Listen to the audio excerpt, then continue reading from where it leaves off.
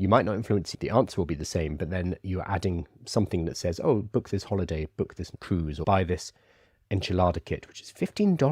That seems a lot for an enchilada kit. So that's influencing behavior, even if it's not influencing the answer. So again, this is slippery language they're using. The comms department have thought about all of this very carefully. If we just spend a little moment thinking about it, it's like, of course it's going to influence us. It just won't influence the answer. Ads are labeled as sponsored and visually separate from the response. We've talked about this before. There's always tension between how much labeling and how much visual separation there is. Google, for years, have been walking this tightrope between making sure the ads are very clearly labeled so they do not lose the trust of their users. If you lose the trust, you die. People will flood off your platform. Yahoo is a really good example of this because Yahoo started to do adverts inside of their searches, did not declare that they were adverts.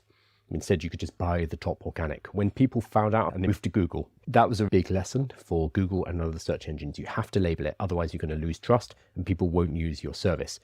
ChatGPT will do the same. However, you also want to, and this is the cynical part, you want to make them less visually separate and have less labeling. People are more likely to click because advertisers are, at the end of the day, they are buying these adverts because they want to sell product.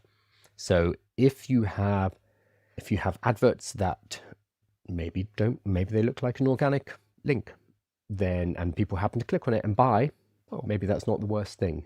Oh, they wanted to buy that anyway, that's fine. And our adverts are happy, advertisers are happier, we're making money from the adverts, and that's fine. So there's always going to be this fine line between keeping the trust of the users and how much can we get away with for the benefit of the advertisers.